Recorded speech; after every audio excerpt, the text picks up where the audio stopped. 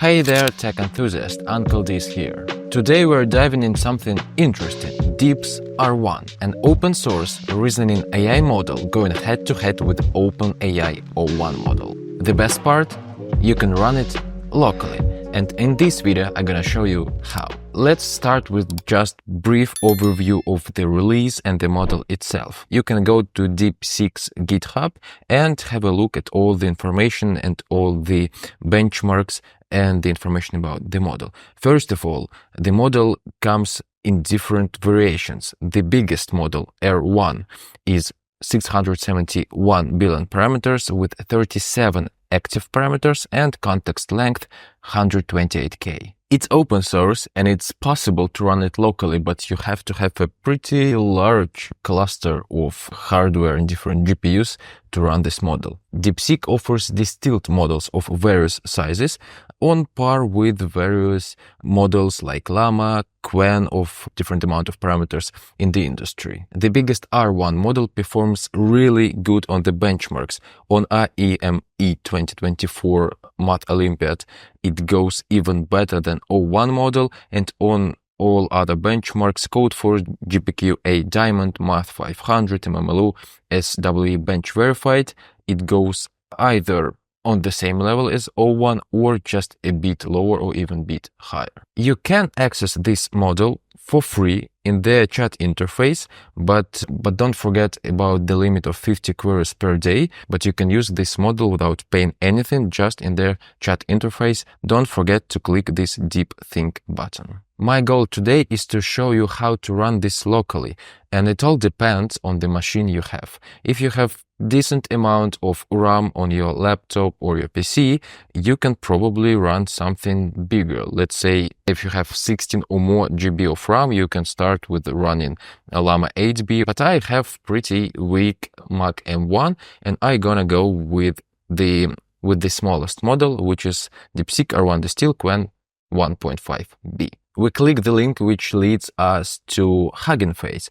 and on Hugging Face you can find all the necessary information about the model itself and how to download and run this model.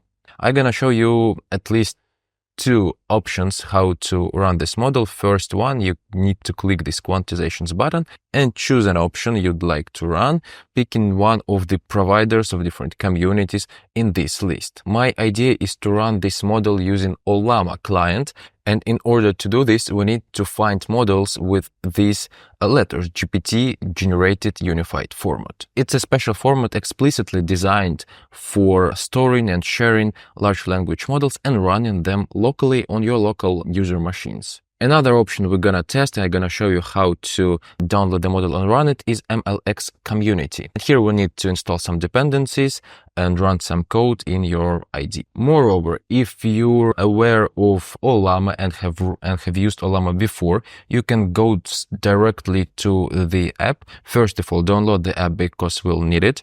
Simply click this button and run the app after you made this download, and then go to the models section and you can click DeepSeek R1. It's appeared here, I think, this morning. I haven't seen it yesterday, but right now you can simply download the model, choosing the amount of parameters you'd like to use, and click this comment you're gonna input in your terminal. What I don't really like about this idea is that you don't have a choice of various quantizations. I assume that this quantization is something like Q4, and it should be written here. Yeah, here it is, Q4 KM. And if you want to pick something different, let's go to this Unsloth community and have a look on all the options it provides. We click use this model, then we choose Llama and see all the types of quantizations you can pick from. Here you need to know the following thing.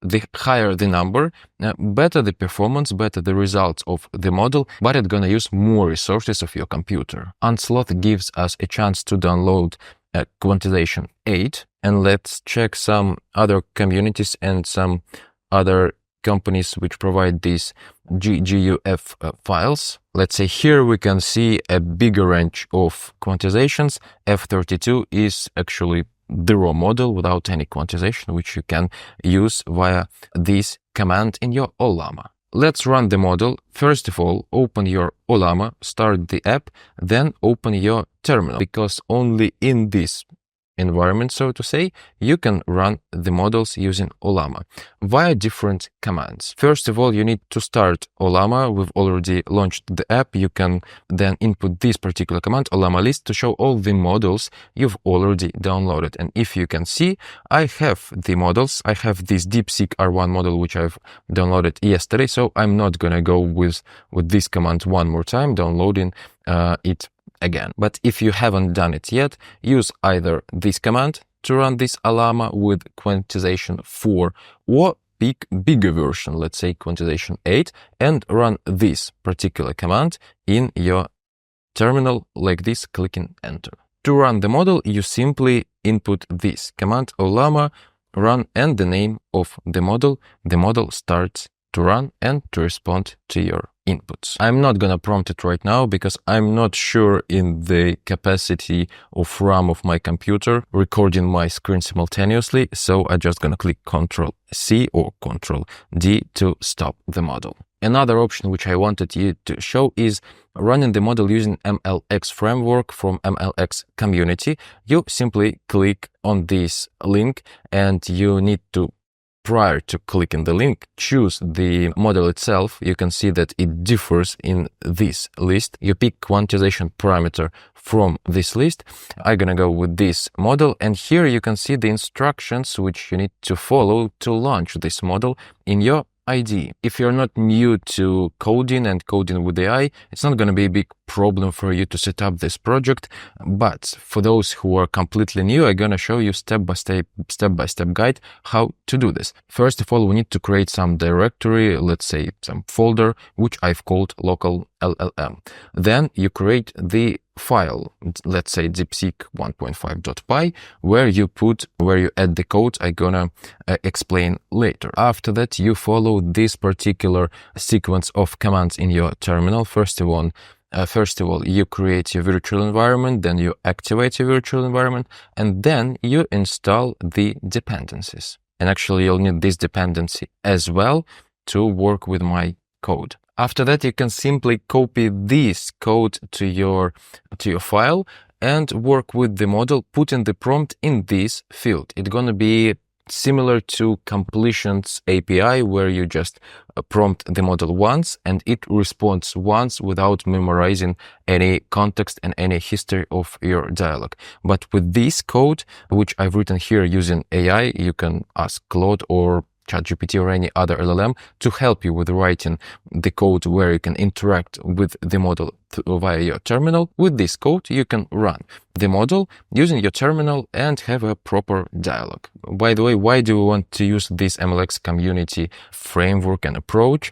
Only because, or if you have Apple Silicon chip. I have Mac M1, and this framework works better, more optimized with M chips. If you have a Windows machine, that's not your choice. Nevertheless, we can run the code and see how it goes. We simply run the Python file either via the command or clicking this button, and model asks us to input our first question. Let's try just one or two very simple prompts to see how the model responds. So basically the prompt is to define which candle was blown the first. The right answer, actually I'm not sure. Yeah, I know which answer is the correct one, but now we can see how model starts to respond, and we can see that at our activity monitor that, yeah, it uses some amount of RAM, not too much actually, which is good. And it starts to think in these XML tags. So that's the first tag it opened up. Then we're gonna need to wait for the model to think and to come up with a solution and to see the response. It seems like the model looped itself and it simply can't make a decision. I think we need to terminate the process and run the other prompt and see how it goes. Let's try this one. Not the easiest one. I'll ask the model to find the last 4 digits of the sum of the first 70 prime numbers. I assume it's gonna take the model some time to think and to list out all the numbers, but we're gonna follow its thinking process and see. Looking at my RAM usage, this model works very optimized. It doesn't use too much RAM and it works pretty fast, like relatively fast.